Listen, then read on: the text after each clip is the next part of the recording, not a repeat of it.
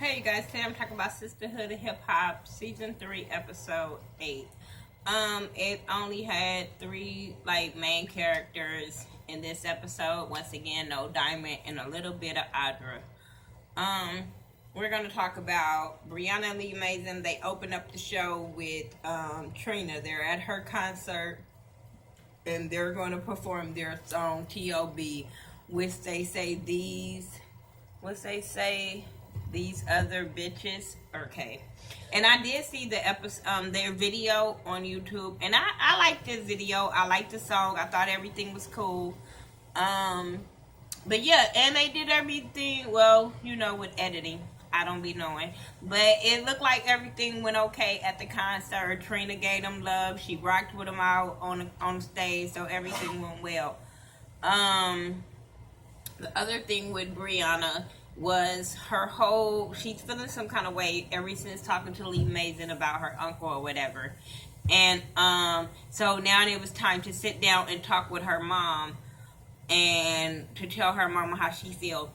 And her whole thing is, I just sometimes just want a mom, not always a manager. Sometimes I need my mom to notice me and ask me if something is wrong, because she told her mom about the video shoot and how Lee Mason noticed that something was wrong with her, and she just wished her mom would notice something was wrong with her. And her mama was like, well, I'm busy trying to make sure everything is straight. And I'm like, you not hearing what your daughter is saying to you. You not listening.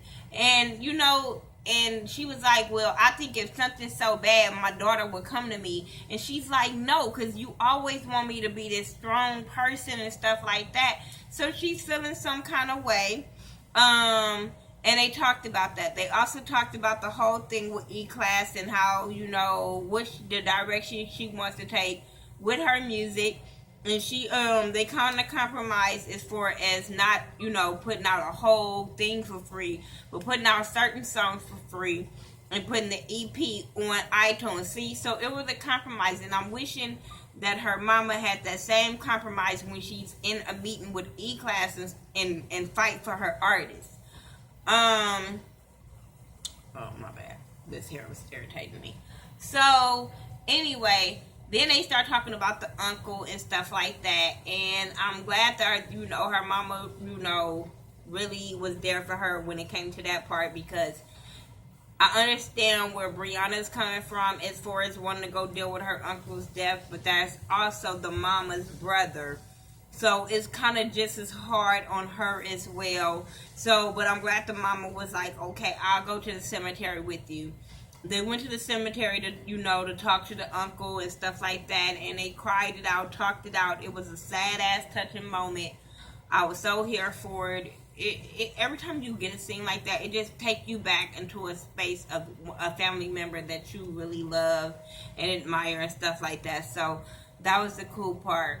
Then we had Lee Mason and her manager, Shantae. They're clashing because Shantae is not doing what she's supposed to do as a manager.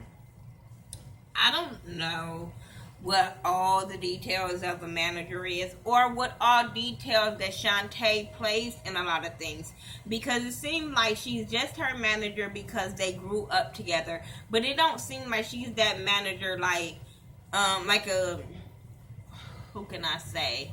Like a Saya's manager, where they're putting money out and stuff like that for studio time. Is she putting money out for studio time where she's making decisions for Lee Mason? Because it just seemed like she the homegirl that's riding the coattail for right now, and because they grew up together and they've been rocking it out together, Lee Mason has some kind of loyalty towards her. But and they in the studio, and then after they come out the studio, they're talking about, what is Shantae doing in LA? What is she booking? Who is she talking to? And she like, they telling me they gonna call me back. I don't know what to do. I don't have the hookups like I had in Philly.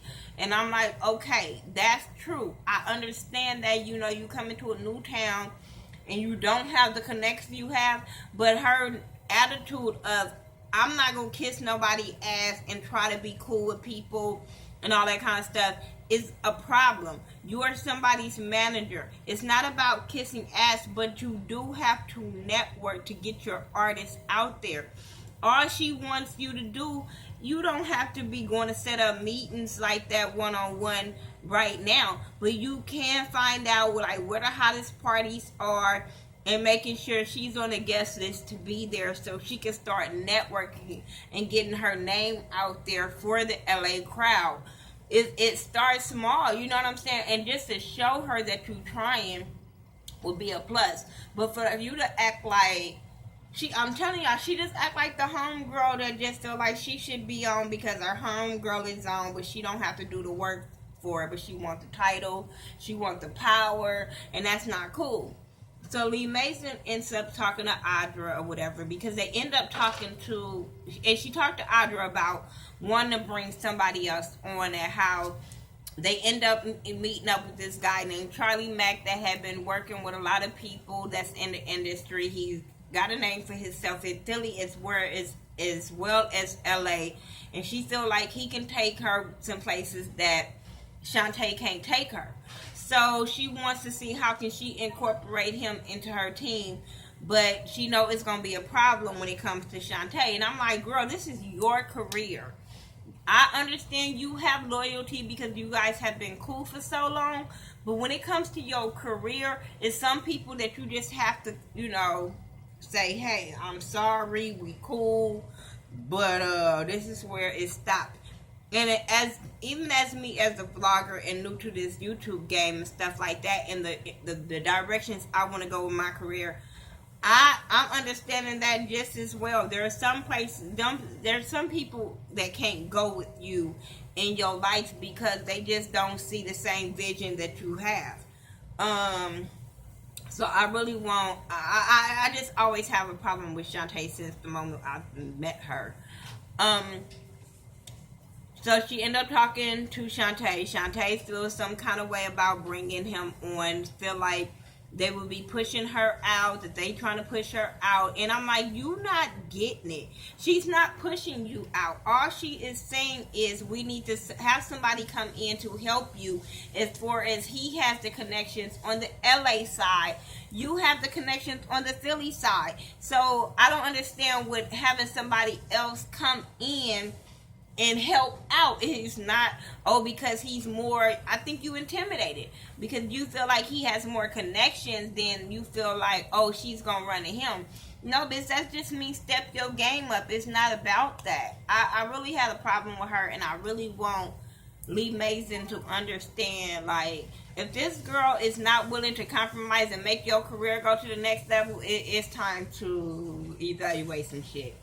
They sit down there and they talk to this guy, and he's on board with helping Lee Mason out. He ended up taking her to an industry party, and Shantae had a problem with that. And I'm like, well, you didn't take her to one, so what's the fucking problem of he giving her some kind of something? You know what I'm saying? She got to meet. I don't care if she got to meet one person at that party. It was more than the one person you introduced her to, so don't get mad now.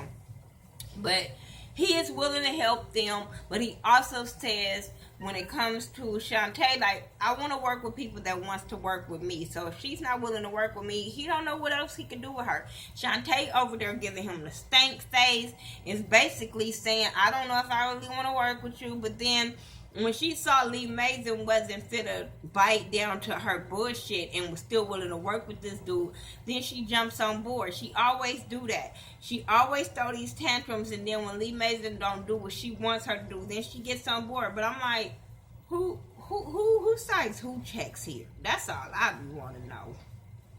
Maybe I got the game fucked up as far as when it comes to manager and artist. Maybe it's something that I don't know, that I be like, who has more of the say-so when it comes to this career choice? Saya meets up with, she's doing this interview, and then the guy from Empire Distribution end up coming, and they're looking for new hot artists or whatever to make them blow up. They worked with people like Kendrick Lamar, they worked with Fat Joe all the way up songs, so they know how to distribute your music so you can blow up and make your money. So they looking for somebody, but she needs a hot track on there for them to even consider working with her. She needs a hot track.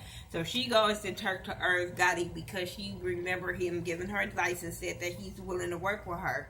So she goes to him and she lets him know what's going on. And he say that he's willing to work with her because he sees that she has potential, just like we all see. We all believe in Saya. So, he goes and she ended up going to do a track with him.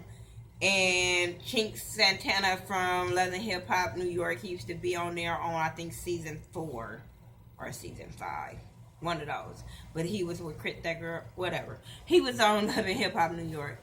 And they made a hot track for her, and she heard the track, and soon she gets in the booth, knows it.